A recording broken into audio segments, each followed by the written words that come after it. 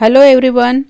आज हम class 12th biology practical के अंतर्गत मृदा या मिट्टी के जो सैंपल है उसमें जल धारण क्षमता वाटर होल्डिंग कैपेसिटी को ज्ञात करेंगे।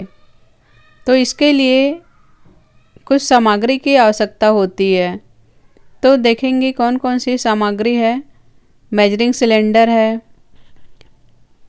फनल है, बीकर जिसमें पानी भरा होता है 50 ml लेते हैं,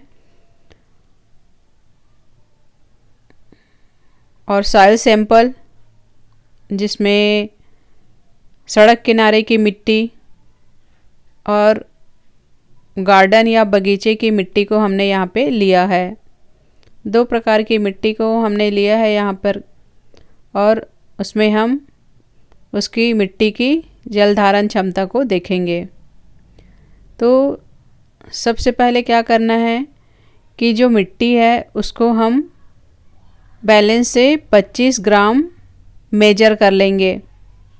तो हमने दोनों मिट्टी को बहुत ही अच्छी तरह से सुखा लिया है, ओवन में ड्राई कर लिया है और उसको बारीक पीस करके अब हम फनल में जो कॉटन रखा हुआ है उसको थोड़ा सा हम गीला करेंगे। कॉटन के स्थान पे हम फिल्टर पेपर का भी यूज़ करते हैं।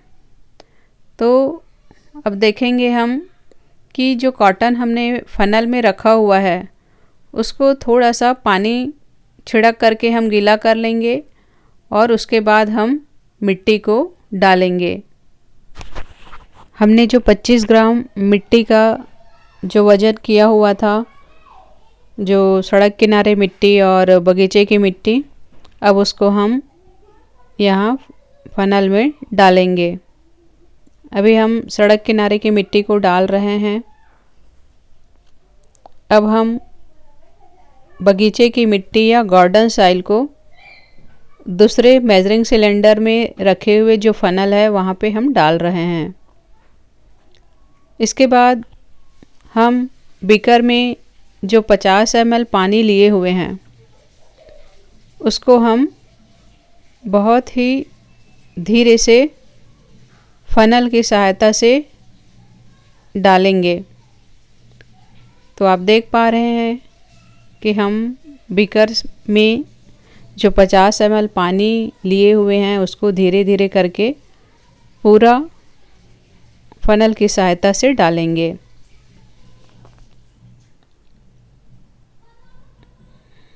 उसी प्रकार हम जो दूसरा जो मेजरिंग सिलेंडर है जिसमें हमने गार्डन सॉइल को लिया हुआ है उसमें भी हम सेम प्रोसेस करेंगे। तो बहुत ही सावधानी से हमको थोड़ा थोड़ा करके बीकर के पानी को डालना है। लगभग 30 मिनट बाद हम देखते हैं जब पानी की जो ड्रॉपिंग है वो पूरी तरह से कम्प्लीटली बंद हो जाती है, तब हम उसको ऑब्जर्व करते हैं। तब हमें क्या दिखाई देता है कि जो सड़क किनारे की जो मिट्टी है उसमें मेजरिंग सिलेंडर में ज़्यादा पानी की मात्रा हमको दिखाई दे रही है, जबकि जो बगीचे की मिट्टी है उसमें अपेक्षाकृत कम पानी मेजरिंग सिलेंडर में दिखाई दे रही है। अभी हम अच्छी तरह से देखेंगे। जैसे कि आप देख पा रहे हैं स्क्रीन पे आपको दिखाई दे रहा है कि जो सड़क किनारे की जो मिट्टी है उसमें 40 ml पानी जो है मेजरिंग सिलेंडर में जमा हो गया है। देख पा रहे हैं आप 40 ml पानी मेजरिंग सिलेंडर में जो कि सड़क किनारे की मिट्टी है उसमें जमा हो गया है, जबकि बगीचे की मिट्टी में हमें 35 ml पानी दिखाई दे रहा है। मिट्टी के वैज्ञानिक अध्ययन की विधि को पेडोलॉजी कहा जाता है और मिट्टी की जल धारण क्षमता का मतलब है कि गुरुत्वीय बहाव के रुक जाने के बाद जो मिट्टी में जल की मात्रा को रोकने की क्षमता होती है उसे ही मिट्टी की जल धारण क्षमता कहते हैं। अब हम यहाँ पे ऑब्जर्वेशन टेबल देखेंगे, अवलोकन तालिका देखेंगे। क्रमांक लिखना है जिसमें हमने 2 सैंपल लिया हुआ था। मिट्टी का नमूना, पहला बगीचे की मिट्टी और दूसरा सड़क किनारे की मिट्टी। अब देखेंगे मिट्टी का भार। तो मिट्टी का भार हमने 25 ग्राम लिया हुआ था। मिट्टी का भार 25 ग्राम लिया हुआ था, उसको x मानना है। उसके बाद जल का आयतन जो हमने 50 ml लिया हुआ था, तो उसको हम ऑब्जर्वेशन टेबल में लिख देंगे 50 ml।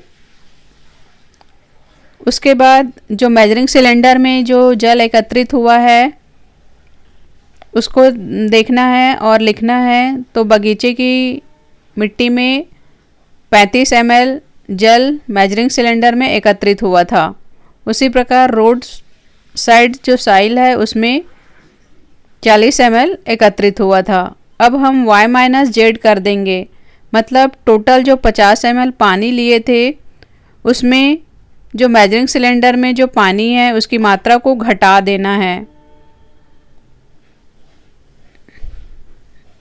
उसके बाद हम लास्ट में मिट्टी की जल धारण क्षमता को ज्ञात कर लेंगे।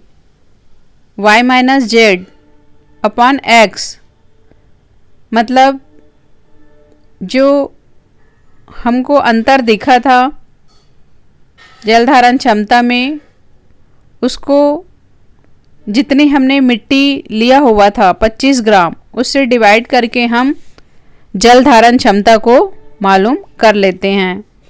तो जैसे कि देख पा रहे हैं कि बगीचे की मिट्टी में 60% आया हुआ है उसकी जल धारण क्षमता है और सड़क किनारे की मिट्टी में 40% जल धारण क्षमता आया हुआ है।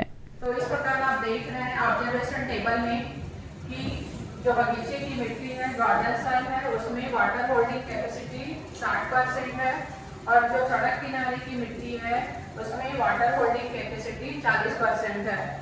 तो इस प्रकार आपका जो उद्देश्य है क्या था, मिट्टी में जल धारण क्षमता को ज्ञात करना। आवश्यक सामग्री में आप क्या लिखेंगे, बैटरी सिलेंडर, बिगर, जल, मिट्टी के नमूने, स्प्रिंग बैलेंस या बैलेंस ओवन। और लास्ट में हमें क्या लिखना होता है, सावधानियाँ, जिसमें हम 2 प्रमुख सावधानी को लिखते हैं। तो इस एक्सपेरिमेंट में सावधानियाँ क्या हो सकती है, सबसे पहले ये कि जो मिट्टी हम लेते हैं, मिट्टी के नमूने जो लेते हैं उसको बहुत ही अच्छी तरह से सुखा लेना चाहिए, हाईली टेम्परेचर में ड्राई कर लेना चाहिए। और दूसरी सावधानी ये होनी चाहिए कि जो मिट्टी का भार हम लेते हैं बैलेंस से, तो बहुत ही सावधानी से उसका भार जो है वो नोट करना चाहिए। और पौधों की वृद्धि के लिए किस प्रकार की मिट्टी सबसे बेस्ट होती है, तो जो दोमट मिट्टी होती है या जिसे लोमी सॉइल कहते हैं, वो पौधों की वृद्धि के लिए सबसे बेस्ट होती है। टेबल से हम देख ही रहे हैं कि जो बगीचे की मिट्टी है उसमें जल धारण क्षमता ज़्यादा होती है और जो रोड किनारे की जो मिट्टी रहती है उसमें जल धारण क्षमता कम होती है।